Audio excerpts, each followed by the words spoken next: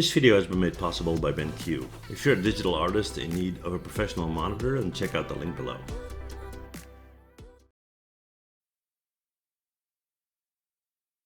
Welcome back. So in this video we're going to work on the cab. Now there's nothing complicated about the cab. It's just composed of so many time-consuming pieces. So we are going to start with modeling in the basic structure and see how far we get within an hour. Go into solo mode, split off the rear into a new subtool and bridge back to face.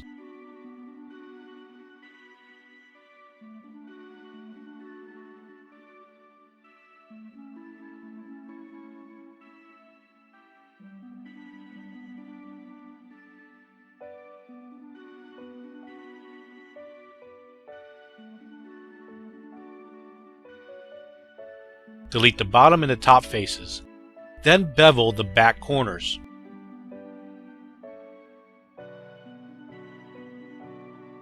Insert multiple edge loops to round the bevel.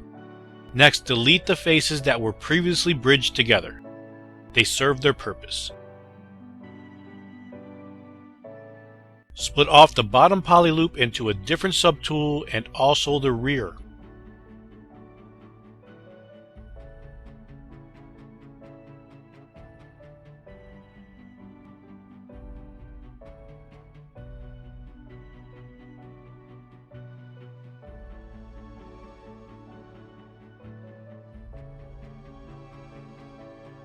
Inset a single poly with inset region for the modifier.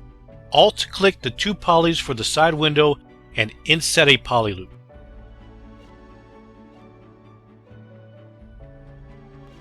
Then delete poly group all. Unmask the bottom edge and move it up a tad.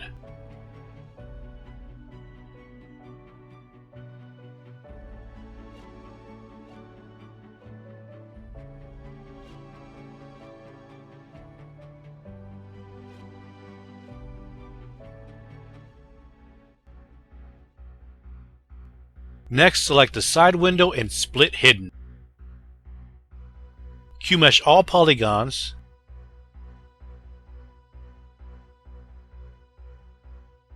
Flip the faces. Crease edges and turn on dynamic. Polygon action of crease poly loop with inner targets as the modifier. Then Alt-click the poly loop to uncrease the corners. Use slice curve to add in control loops.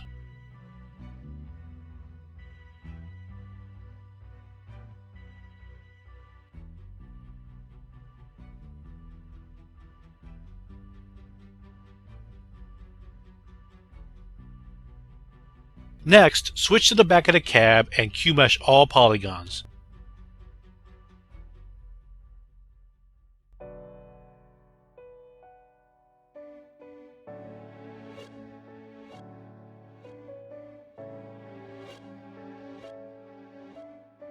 Then flip the faces. Crease edges and turn on dynamic. Add in an edge loop to control the corner.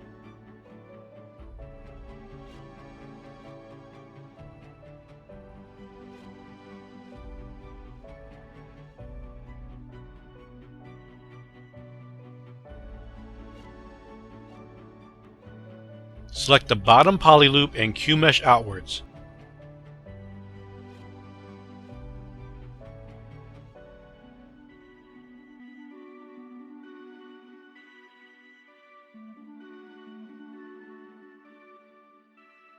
Then delete the unused edge loops.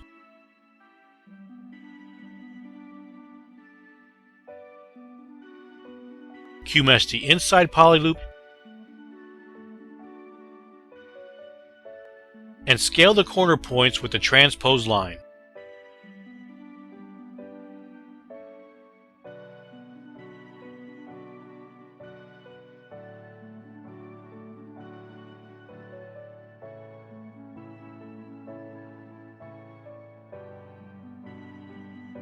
Do a weld points.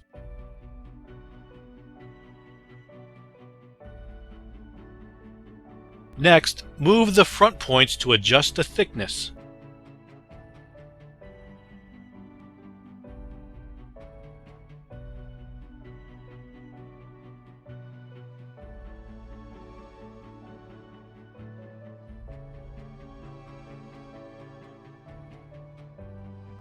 Mirror and weld and bridge the interior faces.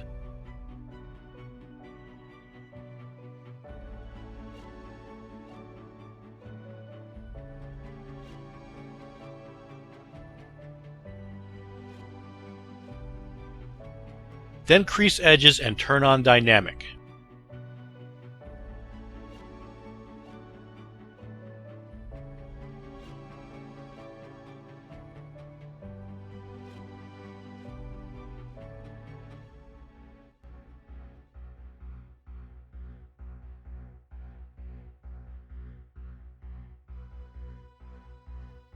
Select the back window.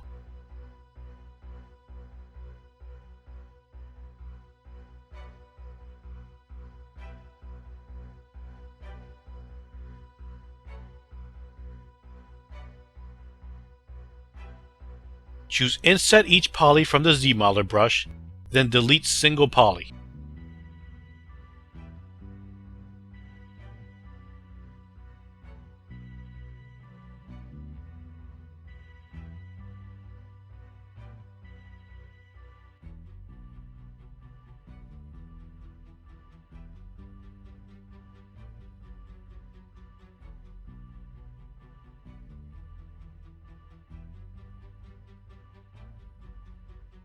Q-mesh all polygons and flip the faces.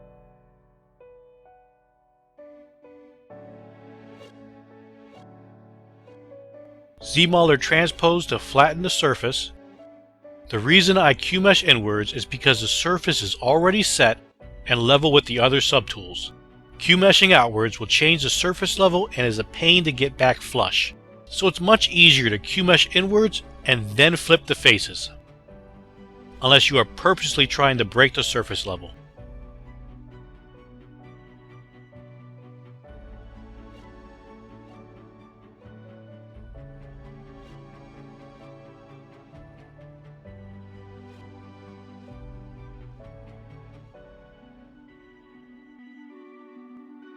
So let's crease edges and turn on dynamic. Set the Zmodeler brush to polygon action of crease poly loop with the modifier set to inner targets. Click on the poly loop and press Alt to uncrease the corners. Just like the side windows, use the slice curve to add control loops.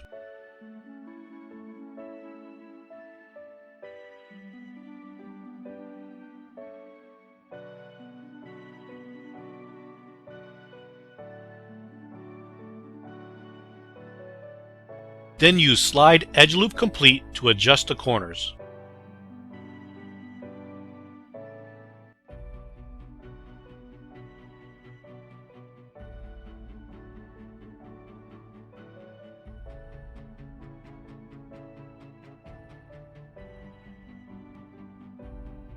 Select Inset a single poly, but this time change the modifier to Inset each poly.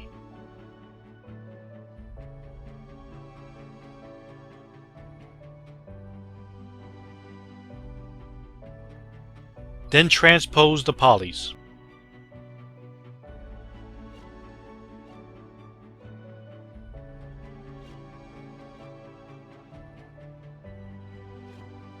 Control move with the gizmo to extrude. Set the Zmodeler brush to polygon action of crease poly loop with the modifier set to outer targets. Turn on dynamic and add in your control loops.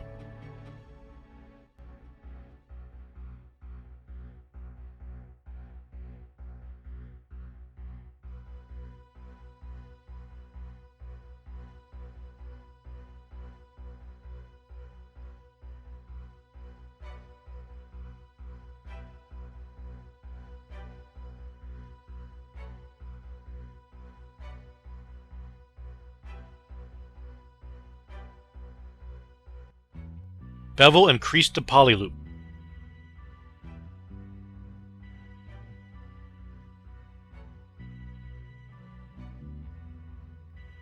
Insert an edge loop and Q-mesh the poly loop to create the depth.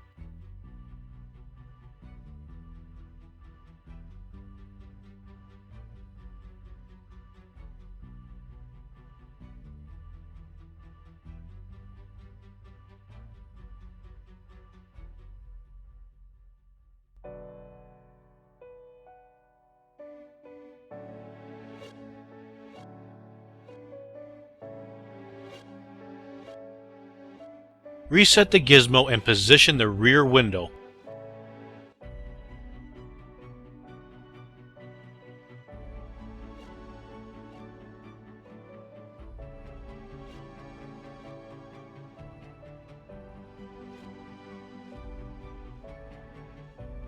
Select the doors and split the front of the cab to a new subtool.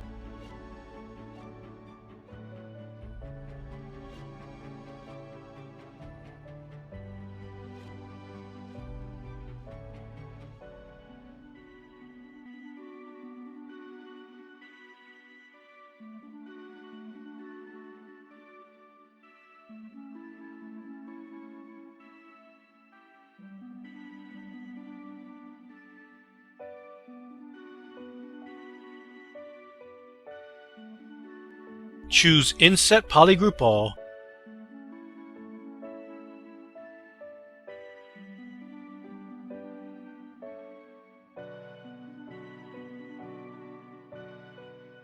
select the outer poly loop and split hidden, then remove the edges.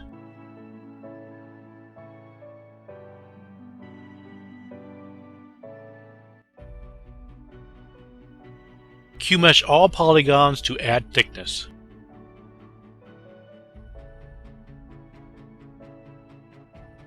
Flip the faces and turn on dynamic.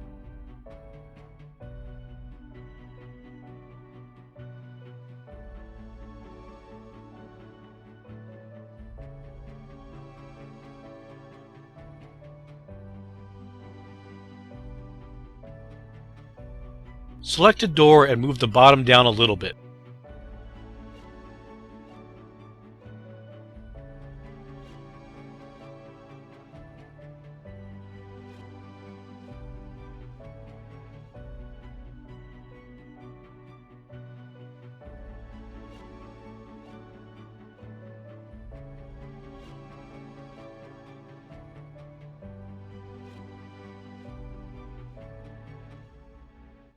Inset each poly for the windows.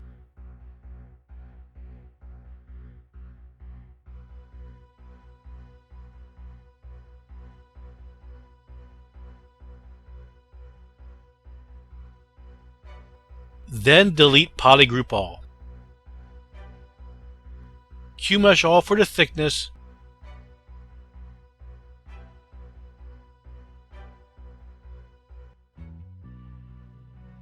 Crease the edges and turn on dynamic. Next, polygon action of crease poly loop and the modifier set to inner targets. Click Alt to remove the creases in the corner. Slice curve to add control loops.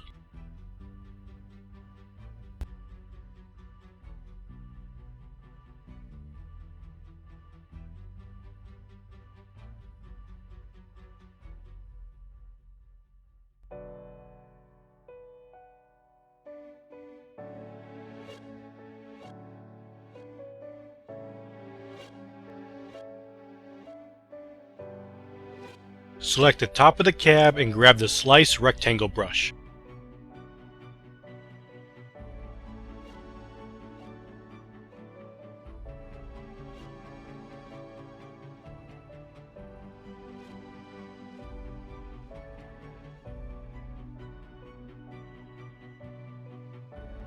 Use Zmodeler Q-mesh single poly to remove those polygons.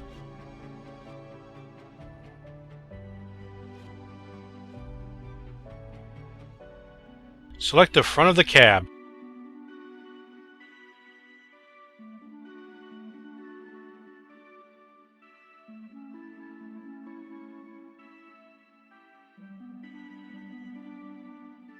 Mask it and add a cylinder 3D from the gizmo.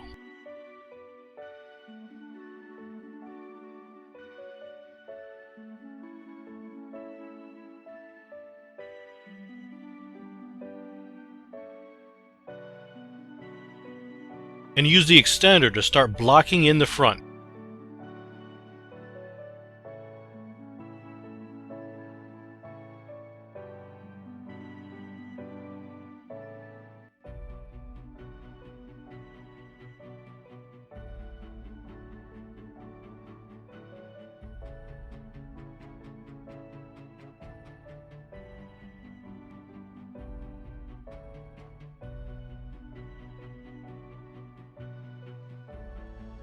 Delete the plane. The plane was there to set the gizmo's orientation. The reason I used a cylinder instead of extruding a plane was because it's faster. With the plane, I would have to extrude it, delete the top and the bottom, insert multiple edge loops to add in the rounded sides, then bridge back the top and the bottom. With the cylinder, I use the extender, delete the extra edge loops, and scale it into position.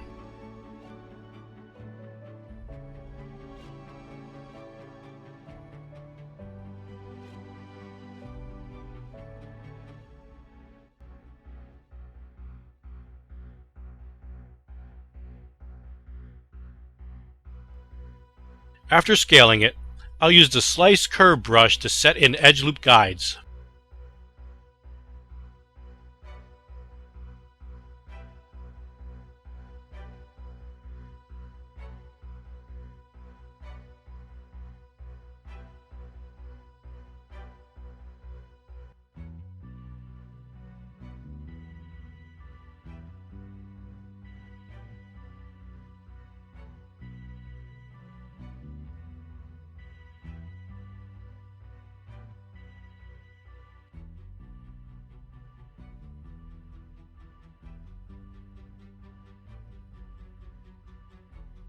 Bevel the middle edge loop, slice the poly you want to create the edges with, and do not go past the bordering polys. That way we can collapse the edges and have a more efficient cleanup.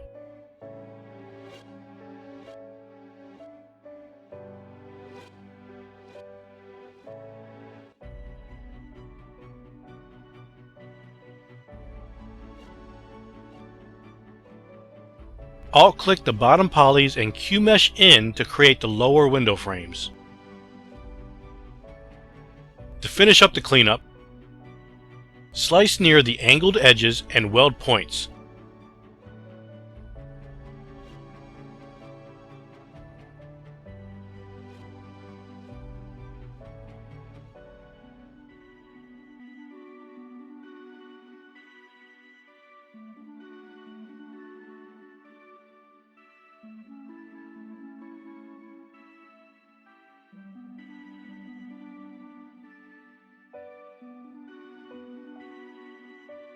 Mirror and weld, then delete the leftover edges.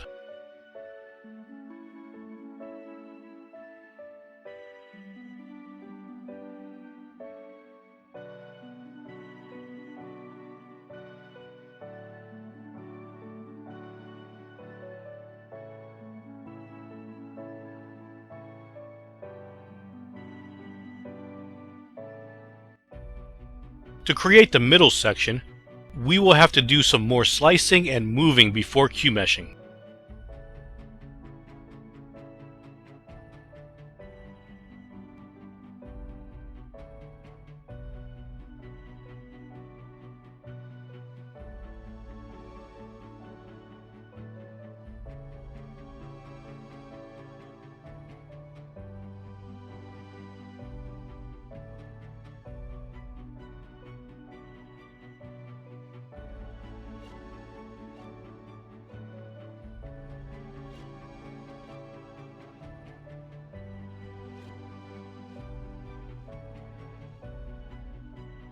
Deleting the bottom edge loop will help make the extrusion go smoother.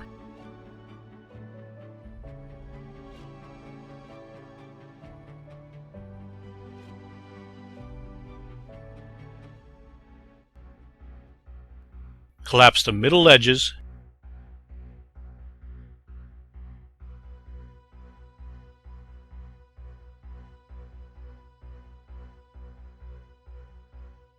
Give the model one poly group to give your eyes a rest.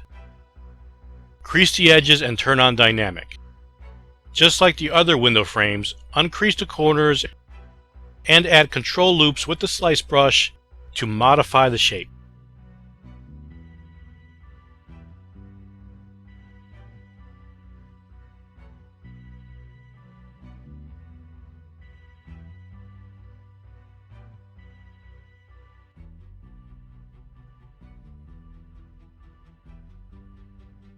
It may be helpful to turn on dynamic while you're adding in the edges.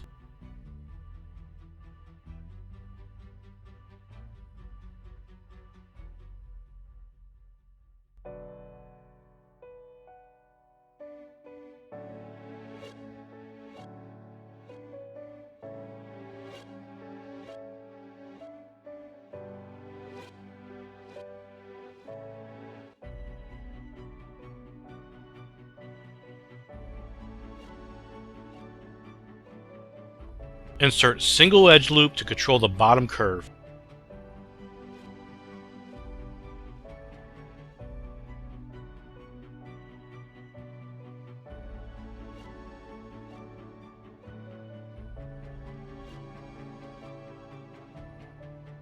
Mask out the bottom corner edges and move them up.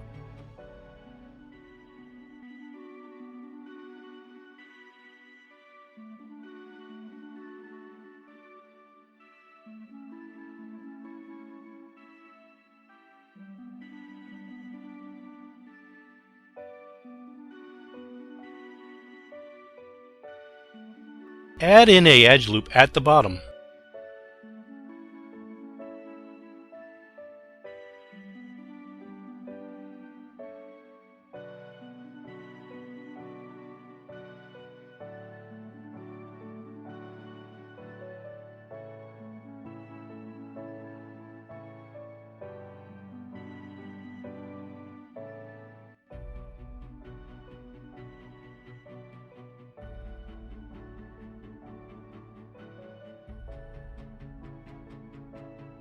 Alt-click the polys you want to extrude,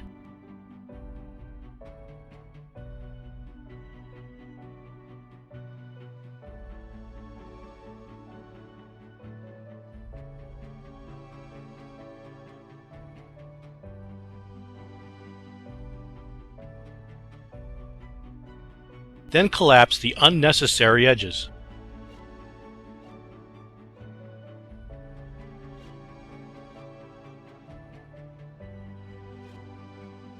Crease the outer targets of the poly loop and turn on dynamic.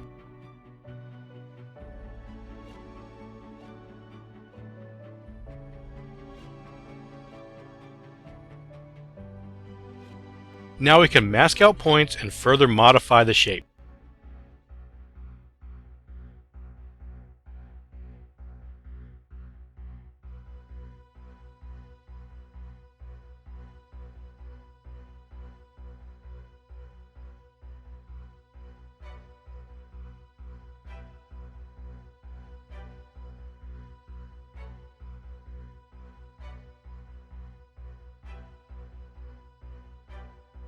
Also, make sure the top part of the edge loop is straight.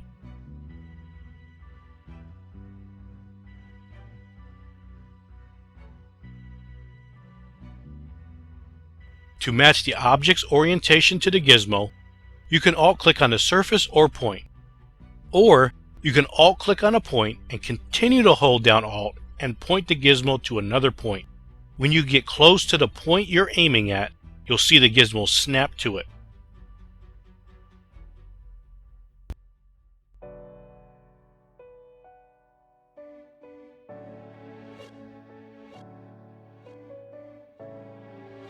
The window seal. This will be a fun and easy one. Let's focus on the back window frame to demonstrate this. Select the curved tubes brush and start dragging out on the surface. When you are close to the edge of the window, hold Shift and it will frame itself around the window. We are in dynamic mode, so just click on the curve again and it will better fit the frame. So when you press Shift, curved tubes or any curve is looking for a creased edge, poly group, or open border to frame around. You could do the same operation in the stroke palette under curve function. Except, frame mesh in the stroke palette, depending on what you choose, is going to frame everything in the subtool. This can be useful if you want to go around the mesh and create multiple tubes at once. Except that curved tube will replace any new curve. So you will need to grab the curved multi-tube brush to continue to add tubes.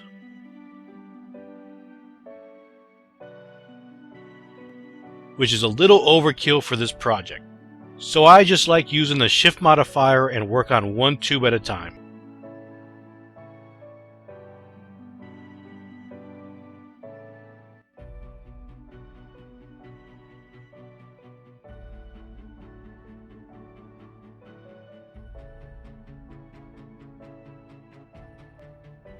Once the tube is created, we need to Zremesh it.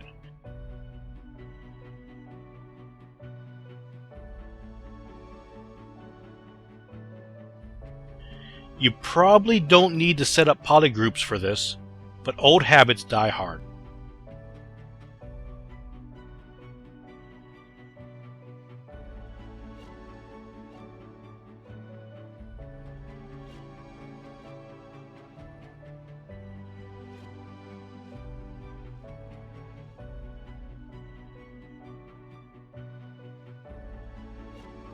Once we Zremesh it, set the angle to 5 for delete loops.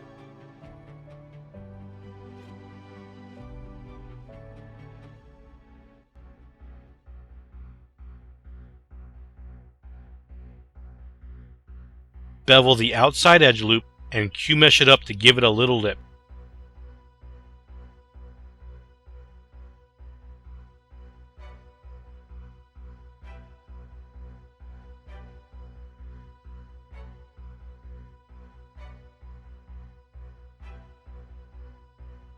Repeat for all other window frames and you'll be set.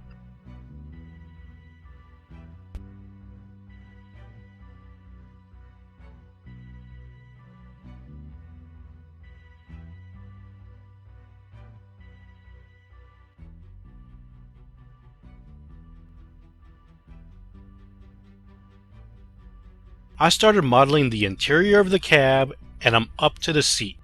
The base looks interesting, so I thought I'd show you the process. The seat cushions was just a polysphere that was stretched into a basic shape with the move brush. Then I dynameshed it and sculpted in the details. Finished with retopo.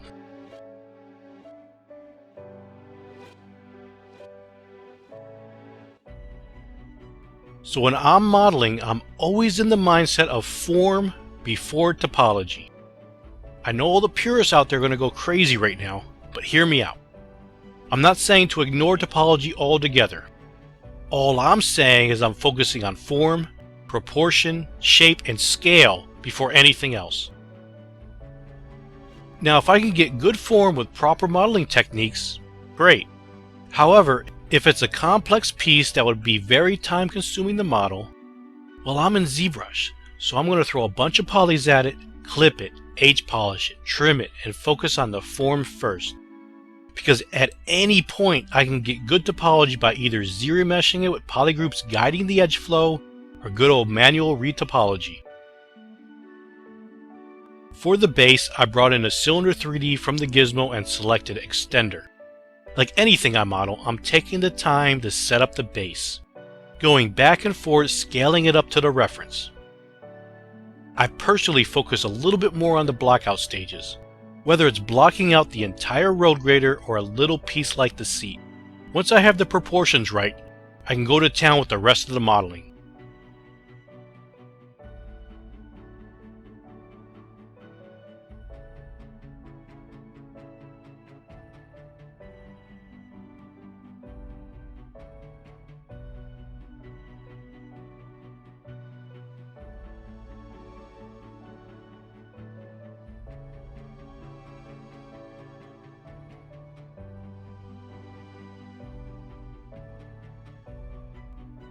Delete the extra edge loops, then group visible.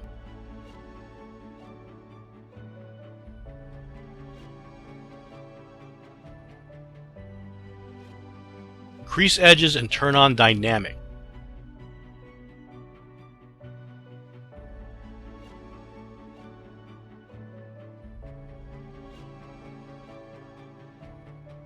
Control move the gizmo to duplicate and scale on the bottom one a little bit.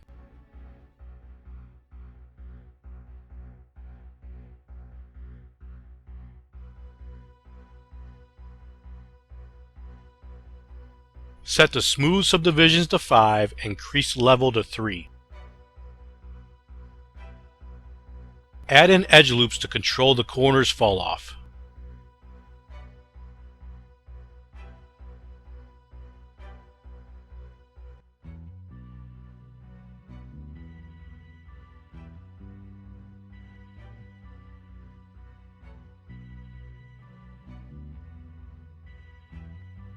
Unmask the top mesh, then duplicate it with the gizmo.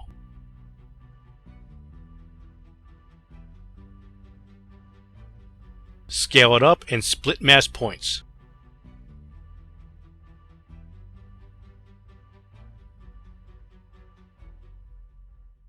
Move the model down.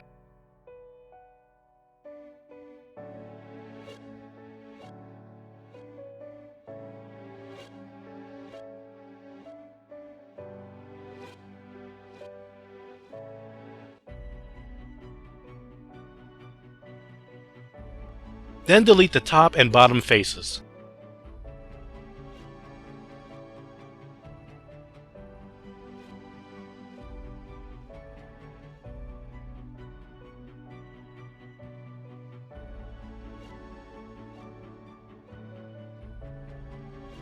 Slice in a top and bottom edge loop and add in 3 evenly spaced edge loops in the middle.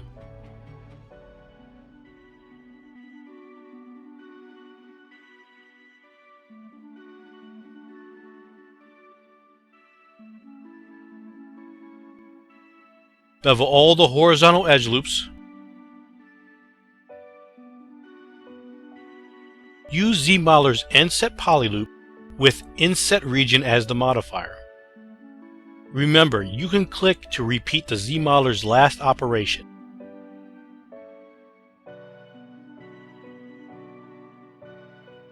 QMesh Poly Loop and hold down Shift to activate Move.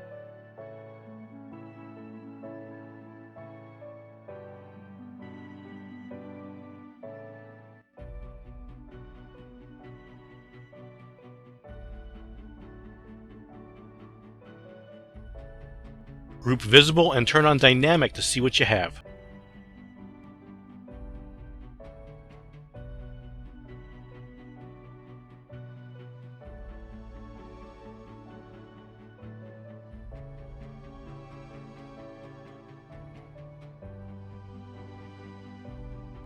A few more vertical edge loops.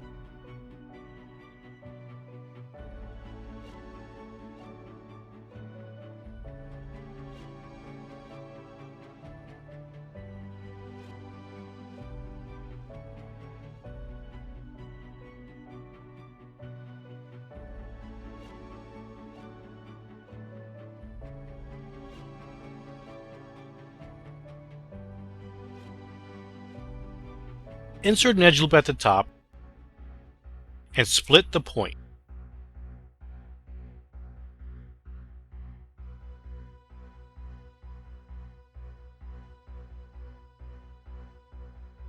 Then delete single poly from the Zmodeler brush.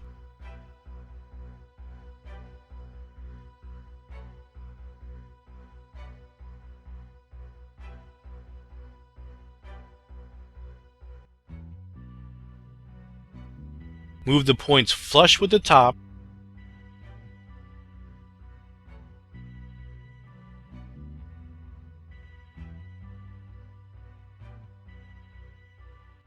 Next, QMesh all polygons.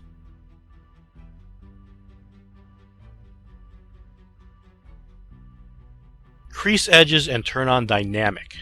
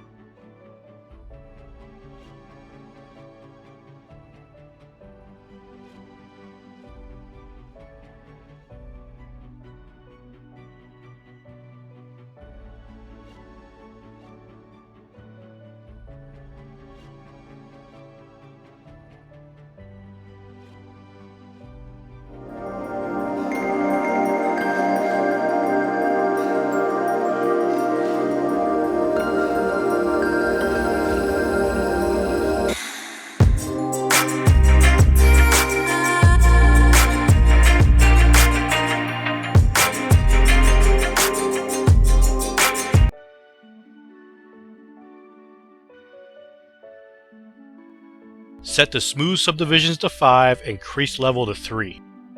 Center the gizmo and select Taper. Bring it in a little at the bottom and press Accept when finished.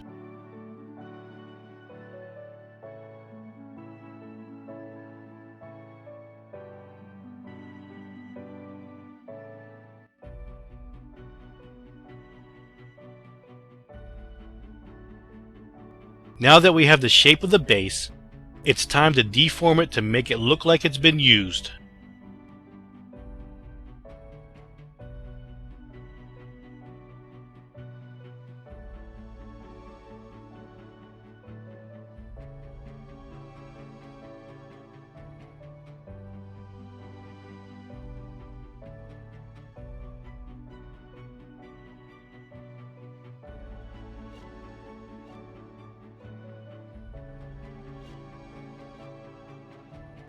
Mask the top and the bottom.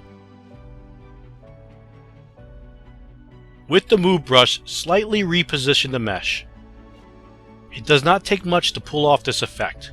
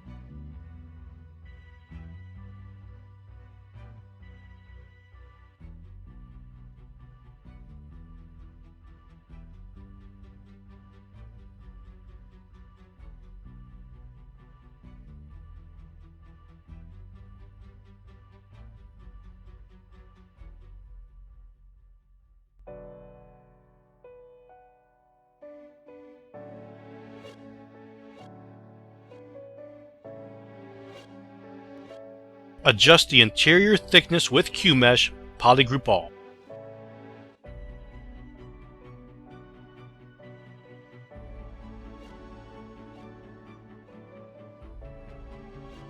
Start pulling away the top edge to give it that used effect.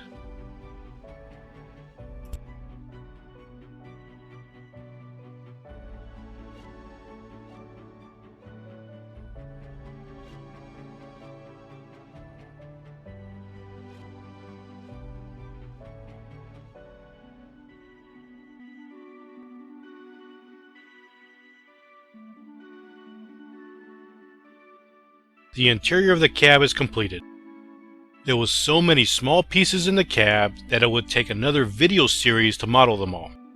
The good news is that we covered most of the modeling techniques already in the previous videos, so there was nothing really new to learn as far as technique.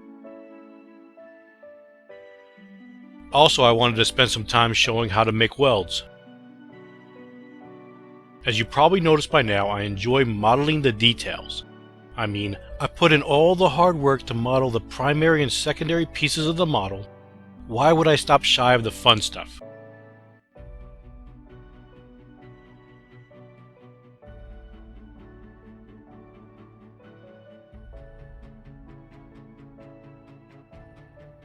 So let's open up a new tool and bring in a polycube from the gizmo.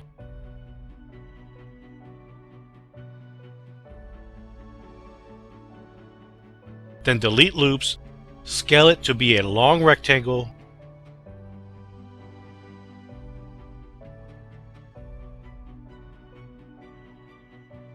crease edges and turn on dynamic.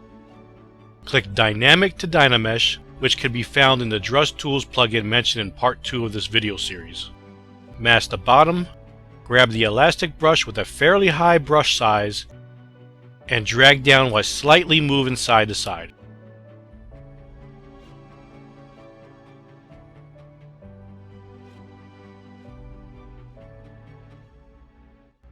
Scale it into Y and run a polish to smooth it out a little.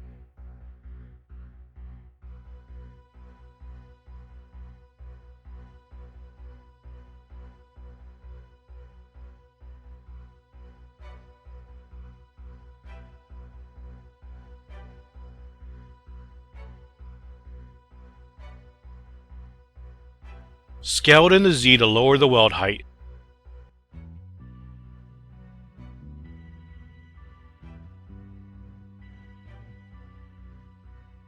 Slice it in half and delete the back.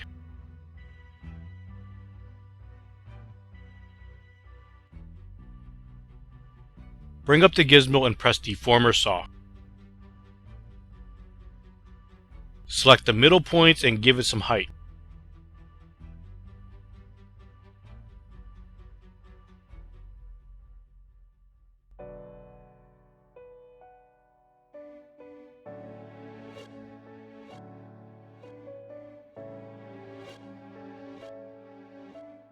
Finish it off by going to the Z plugin palette and decimate it. Since this will be all over the road grader, try to lower it as much as possible without losing too much detail.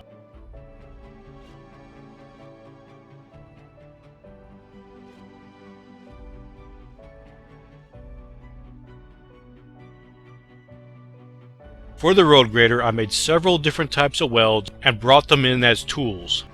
You can also create an IMM brush and drag them on the mesh. So any place that is not bolted in got a weld.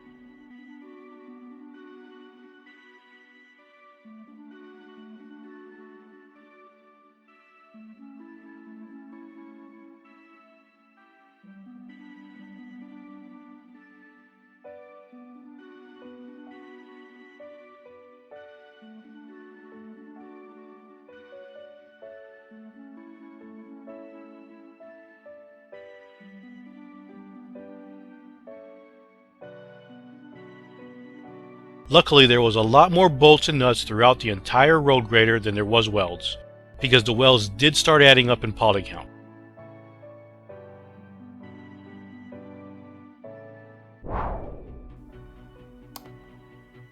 Now that the modeling for the road grader is finished, next step is to go in and set up subtools for UVing to be exported to Rhizome UV.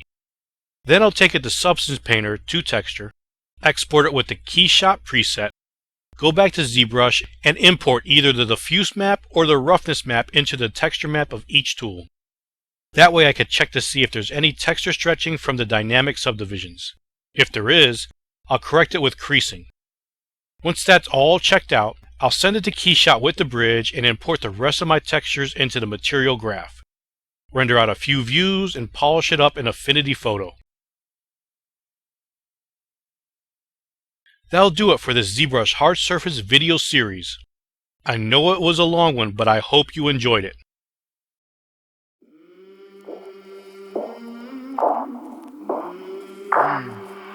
I came from the mud. There's dirt on my